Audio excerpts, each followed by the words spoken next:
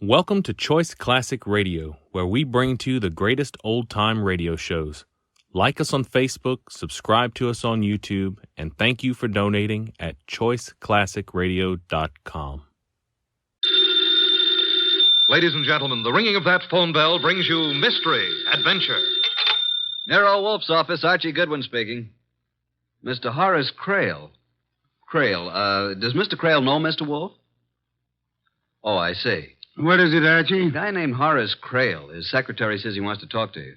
What about? I don't know. Us? Mr. Wolfe's rather busy right now, but I'll give him a message if you wish. Yes. Yeah. Wait a second, Mr. Wolfe. What? Black on red and red on black. Archie, this is solitaire. So? Solitaire is a game that is played by one single person alone. If I wish to put a red card on a red card or a black card on a black card... You're cheating. Of course I'm cheating. What is the message Mr. Horace Crail's secretary asked you to convey? Just that he wants to see you. In a rather tragic sense, I suppose he does. Why tragic? In that he wants to see me. He is blind. Tell him to come here at his own convenience. Okay. What does Mr. Crail want to see Mr. Wolfe about? A murder? A murder that may still be prevented. Archie. Just a second. What? I have run the cards out perfectly. Is it his own murder Mr. Crail wants us to prevent?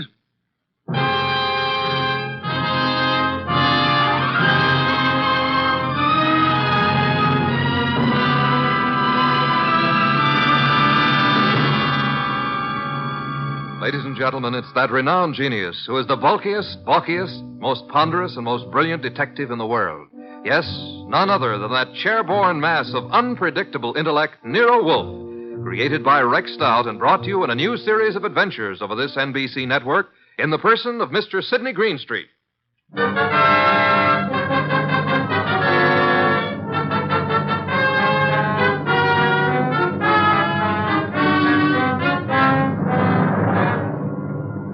Once in a long while, Mr. Wolfe and I talk about this affair. When we do, we call it the case of the lost heir. But I don't think the title's quite adequate. For me, it ought to be called the case of the gone goose. And I was the goose. Well, Archie, do you see any red on red or black on black? Nope. So? So what? You irritate me, Archie. Okay, you won your little game of solitaire perfectly, as you say. Now, who is Horace Crail? A prominent industrialist. If you read the papers, you would know. Horace Crail. Oh, yeah, the Crail Company. Exactly. How did you know he was blind, if he is? The papers have carried the story. The headlines read, Blind Father Welcomes Lost Daughter. Oh, yeah, I remember. A few days ago, there was a picture, too. I thought you'd remember the girl at least. Well, if it's the one I remember, I remember. Archie. Oh, well, it probably isn't true. By the way, let me tell you what I found out about the facts of life. The door, Archie. Mr. Crail is here to see Mr. Wolfe. Oh, yes, come in. This is Mr. Crail. I'm his secretary, Hugh Gaines. There's a step here, Mr. Crail. Of course. Who is this man? I'm Archie Goodwin, Mr. Wolfe's assistant. Mr. Wolfe's waiting for you. Where is Mr. Wolfe, Mr. Goodwin? I led the way. The blind man and his secretary followed. Mr. Horace Crail was tall, thin, white-haired. His face was heavily lined, but the lines were not those of care or worry. He wore very dark glasses through which he might not have been able to see even if he had had his sight. Hugh Gaines, the secretary, was in his late 20s, surprisingly young and surprisingly handsome for the kind of a job he had. I led them into Mr. Wolfe's office, made the introductions, and sat them down. Well, Mr. Crail, what can I do for you? As you see, Mr. Wolfe, I'm blind. Need I say you have my deepest sympathy? I don't give a hoot for your sympathy, Mr. Wolfe. Though, thank you, of course. I mention my condition merely because it affects the position in which I find myself. Go on. You. Yes, Mr. Crail? Tell Mr. Wolfe about my daughter. Oh, incidentally, Mr. Wolfe, I asked my secretary to do this because in this way you will get a first-hand account. Now, let's see. A few days ago, Tuesday to be exact, at about 3 o'clock in the afternoon, a young woman walked into the house and said she wanted to see her father. I spoke to her myself. She said her name was Magda Crail. I ask her certain questions. Why, Mr. Gaines? He asked her questions because he thought, and I thought, that my daughter died 13 years ago. Oh, either the girl who came back to me is my daughter, or she is an imposter, and she belongs in jail. Is there any doubt in your mind about it? Of course, that's why I'm here. On the telephone, you said something about preventing murder. Well, I have a stepson named Anthony George to whom I intended to leave my money, not because I liked him, simply because I had nobody else to leave it to. Except your daughter. Except my daughter, if she is my daughter. We were talking about murder. I was talking about my daughter and my stepson. Same thing, I take it. Maybe, possibly. I don't know. Mr. Crail. Yes? I am not a wealthy man, but I'm certainly able to make ends meet. Yeah. What do you mean? Explain, Archie. I think Mr. Wolfe means that if you don't want to be frank with him, he'd rather not waste his time. Mr. Wolfe, I apologize if I've seemed to spar with you. Phooey. See, a blind man can only judge by what he hears and smells and feels. So? No, I must be a little more cautious than I would have to be otherwise. I'm sorry, Mr. Crail. Patience is not one of my virtues. Now, about your daughter, or your non-daughter. What's her name? Magda. She calls herself Magda Crail, which, of course, was my daughter's name. What makes you think she isn't your daughter? Well, $10 million, partly. Once again, Mr. Crail? My estate may be worth more than that, but surely not less. You? Surely not less, Mr. Krell. Rather more, I should say. Yes, 10 million might have some appeal to an ambitious girl, Archie? Sure, but I'm not a girl, and I'm not ambitious. Nobody could accuse you of either fault. Mr. Crail, we are getting nowhere. Either you tell your story from the beginning or take it somewhere else. Archie, I'd like some beer.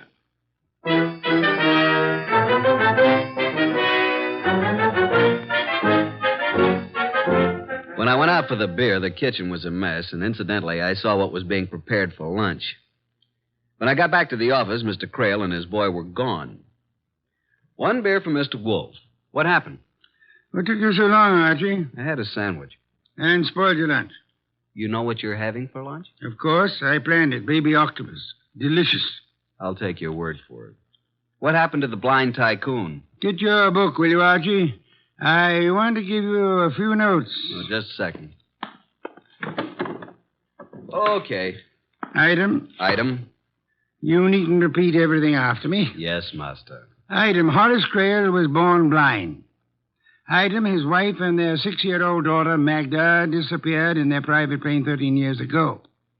Magda returned last Tuesday. Item, no matter what he says to the contrary, Horace Crail is afraid he's going to be killed. I think Mr. Crail is right.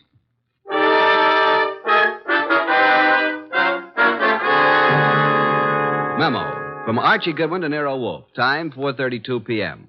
The notes you dictated on the Crail case are on your blotter. 3 pages of them. You are with your orchids. I am on my way to the Crail domicile to meet the other characters in this turgid drama. As per instructions, I will bring them here if possible. Love, Archie.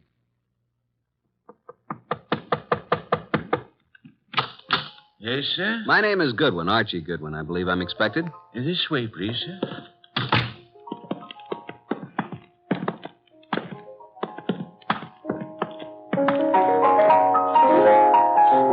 Yes, sir? Thanks. Hello.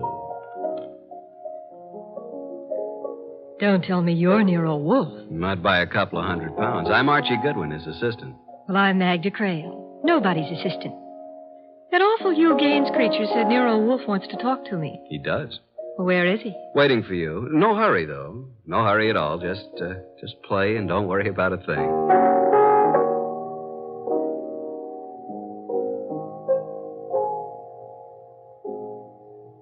Black hair, green eyes, skin like a magnolia petal. Beautiful, beautiful. While she finished what she was playing, I watched her. Beautiful.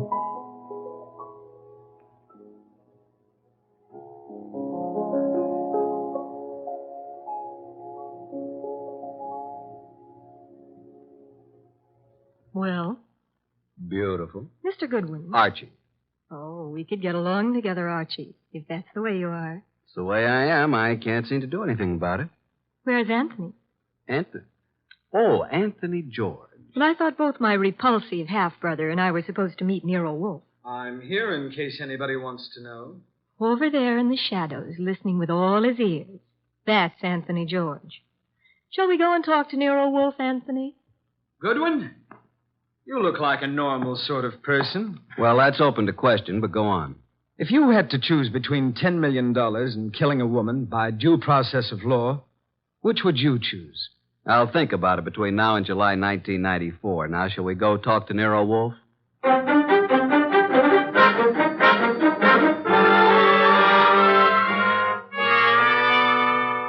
Miss Creel, Yes, Mr. Wolfe.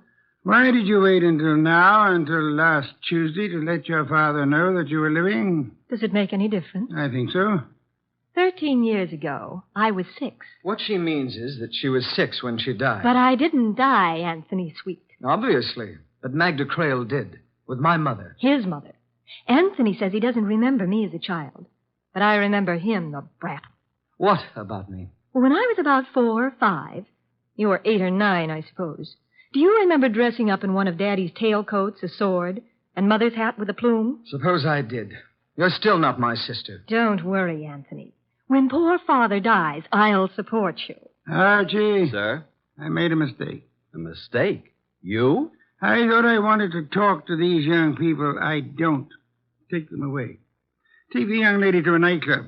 On my salary? As part of our investigation, it will be charged to Mr. Horace Creel.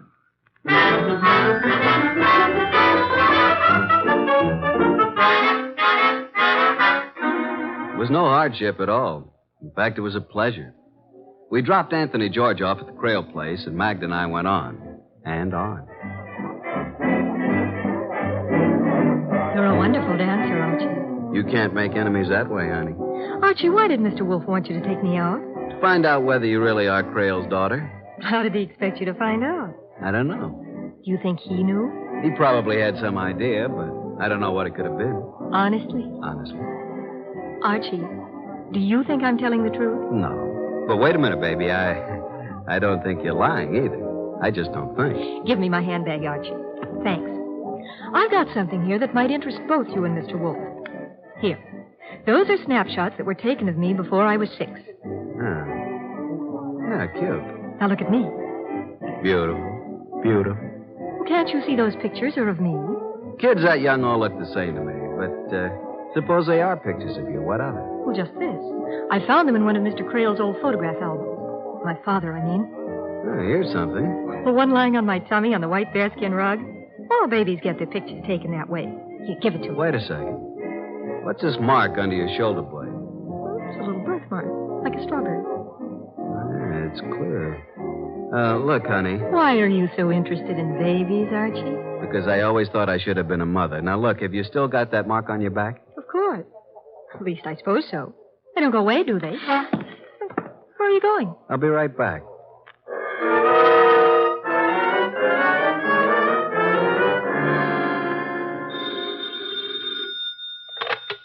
Nero Wolfe speaking. Archie Goodwin. I'm with Magda Creel. No doubt. What? No doubt, I said. But never mind. What do you want? Want to ask a question.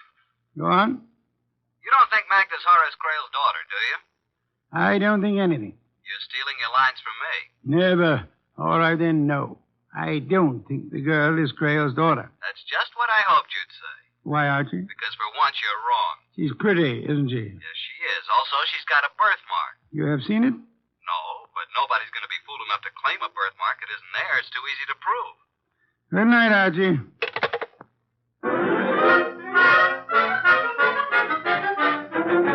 I thought you deserted me, Archie.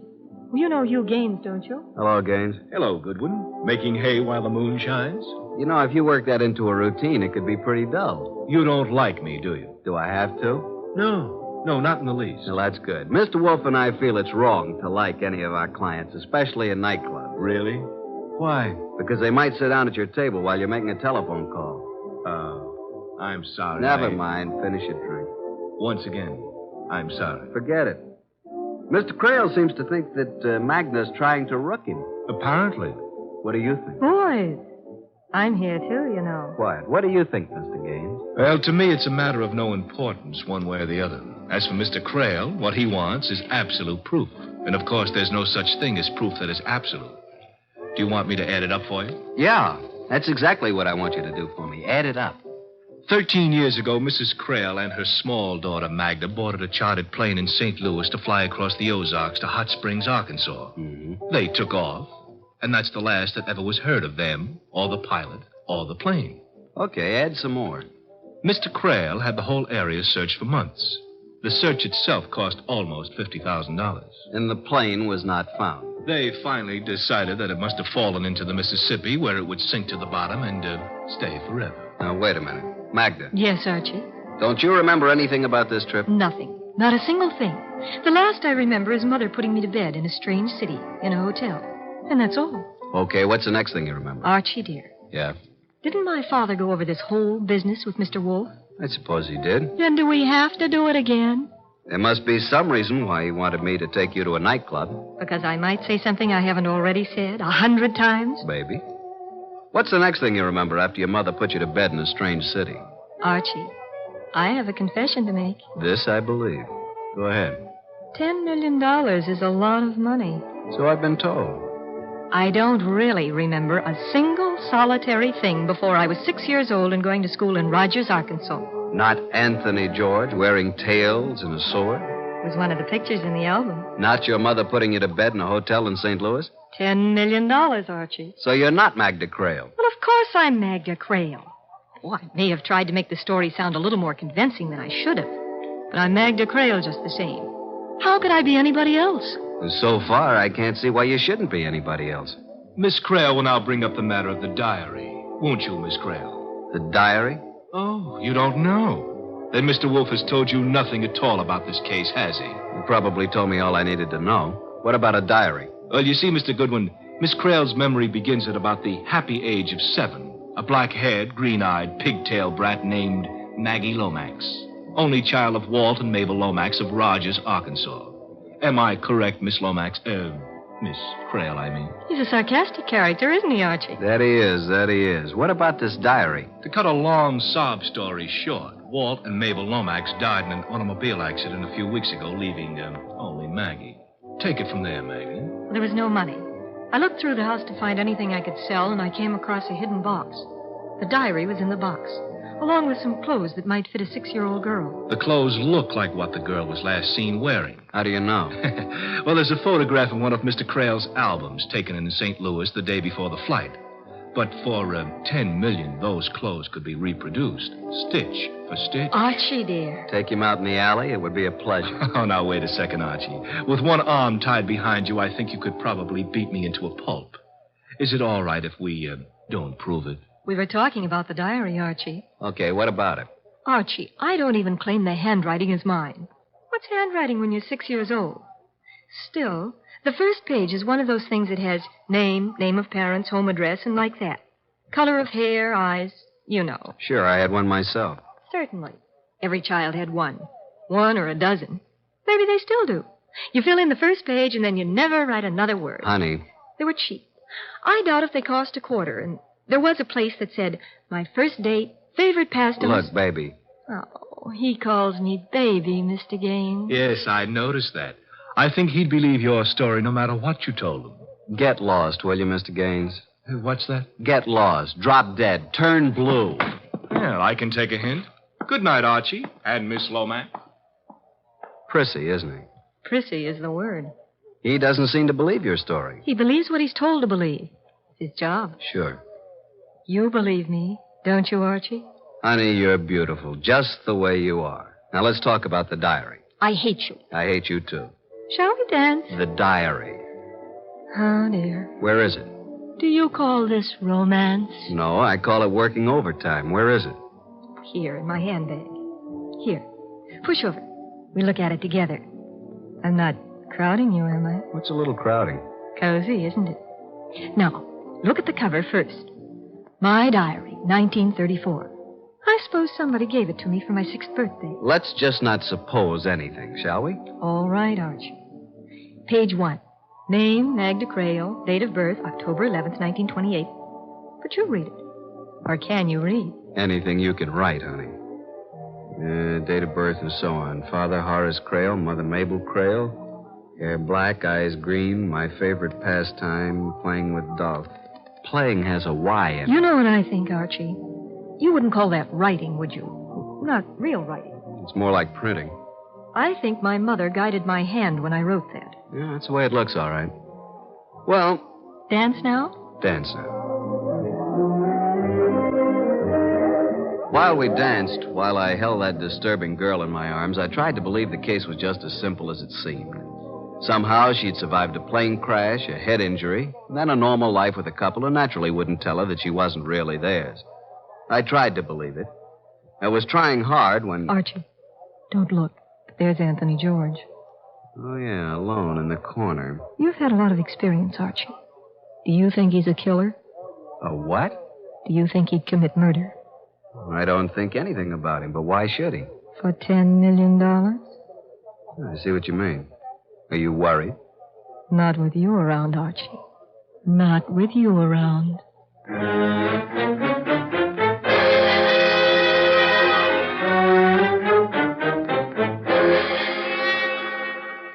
It was like that, maybe even more like that, until the waiter told me I was wanted on the telephone.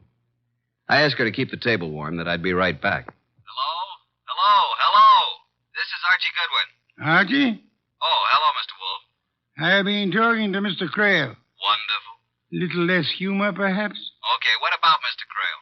He showed me some pictures of his daughter. Baby pictures? Unfortunately. Some of the pictures were missing from the album. Those are the ones I've been looking at. Archie, I'm interested in that birthmark. So am I. Do you think you could persuade the young lady to have a picture taken of her back undraped? Wait a minute. Just one moment, please. Well? You mean that? Clear picture in a bright light. How would you like her posed, Mr. Wolfe? I am not amused, Archie. Okay, I'm sorry. All I want is a clear, sharp, focused picture of that birthmark. And I expect you to get it for me. Good night, Archie.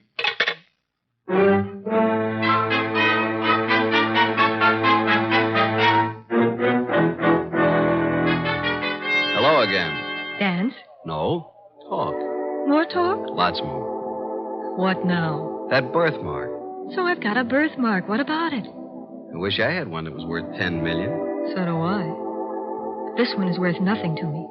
Since my father doesn't believe I'm his daughter, and he's blind, that kind of identification doesn't mean anything to him. You're forgetting the people he trusts. Hugh Gaines, for instance. If the birthmark is there, couldn't he look at it, compare it with those awful baby pictures, and say, yes, here is your daughter? I've got news for you, Archie. He has looked at it. He says it looks the same as the one in the baby pictures. Has he told your father that? Yes. But he also told him he thought I was a fake. That somehow I found out that the 6-year-old daughter of a millionaire had died in a plane crash 13 years ago. And I found out she had a strawberry birthmark on her back. And I had one, too. So I decided to say that I was Magda Crail. That's absurd. Of course it is. You can see how it's going to work out, can't you, Archie? Frankly, no. How? My father went to Mr. Wolfe simply to have him prove that I am his daughter, whatever Hugh Gaines says. The only thing I'm afraid of, though... What are you afraid of, baby? I'm afraid my darling half-brother might kill him before he has a chance to change his will. Isn't that a somewhat mercenary view to take of the matter? Maybe it is, Archie. And maybe I'd feel differently about it if my father had found me instead of waiting for me to find him. He tried, didn't he? I wonder. Let's get back to that birthmark. Are you allergic to floodlights? I know a photographer who has a studio.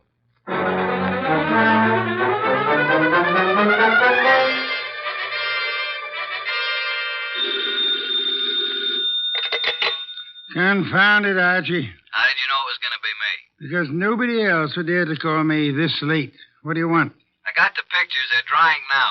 If you come home, bring them with you. They may be important tomorrow. Have you heard that Horace Crail was murdered? No. How? Who? Where? Tomorrow we'll talk about it, Archie. Good night.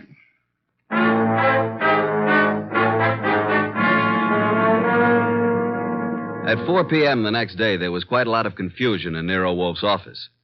At his direction, I'd set up a picture screen at one end of the room, and on his desk at the other end, a rather strangely constructed projector. At 4:30, the guests arrived. Magda, Anthony George, Hugh Gaines, and, of course, Inspector Kramer ready to make an arrest if he could figure out whom to arrest. Hello, Inspector. Hi, Goodwin. Magda, Anthony George, Hugh. Yeah, what's this all about? What's going on, Archie? You got me, Inspector. I think Mr. Wolfe wants to show slides of his trip to Yellowstone Park. But here he is. Ask him. Oh, say, Wolf, you want to know what I think? Not in the least, Inspector. Sit down somewhere, won't you? Archie, will you turn out the lights? Thank you. Now, this is a picture of Magda Creel lying on her stomach at the age of 6 months. I changed the focus so, and we have a close-up of a birthmark. A smooth discoloration that looks as if it might have been painted on. Now, look, Wolf, you said if I came here, you'd give me the guy who killed Horace Creel, and you show me a picture of a baby's back. Inspector, if you open your mouth again, I may not keep my promise. Go ahead. While we look at this enlargement of a birthmark on baby's back, let us remember that the late Mr. Horace Creel was blind and never saw it. So what? What's he getting at, Goodwin? Inspector, if I knew, I'd tell you. Listen. Mr. Creel had a trusted secretary, Hugh Gaines. I'm here. Of course, Mr. Gaines had a brilliant idea. He knew the tragedy of Mrs. Creel and her daughter, and he decided to bring Creel's daughter back to life. What makes you think so, Mr. Wolfe? You had access to the photograph album, and only you. Oddly enough, Mr. Creel didn't even know his daughter had a birthmark until you told him. That may be true, but what of it? It's unimportant. Now I want to show you another picture. Archie, explain this picture, will you? Reading from left to right, this is a picture of Miss Creel's back. Very pretty, too. As you can see, there is what appears to be a small birthmark somewhat under the left shoulder blade. I change focus, and as it becomes larger... That's not a birthmark. That's tattooing. You can see it. Tattooing, of course. And Mr. Gaines had a brilliant idea. How to make use of a tattooed birthmark and Miss Magna to help him out. Blind as he was, Horace Creel saw through it. That's why Hugh Gaines had to kill him. No, you don't, Gaines.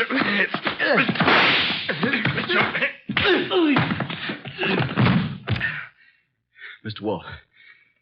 Mr. Wolfe, you all right? Of course I'm all right. Well, Inspector Kramer, Mr. Gaines is your man.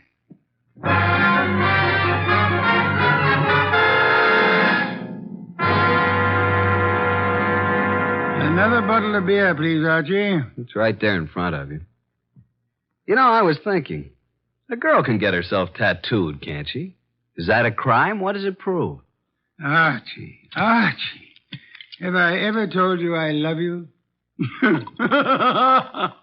I'm going to bed. Good night, Archie.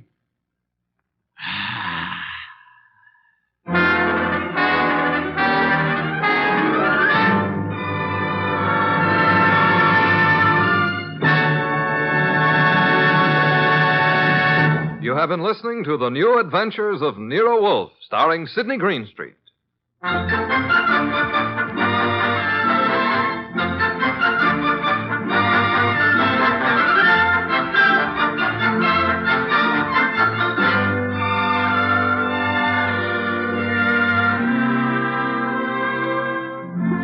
Tonight's transcribed story by Mindred Lord was based on the characters created by Rex Stout. This is an Edwin Fadiman production, produced and directed by J. Donald Wilson.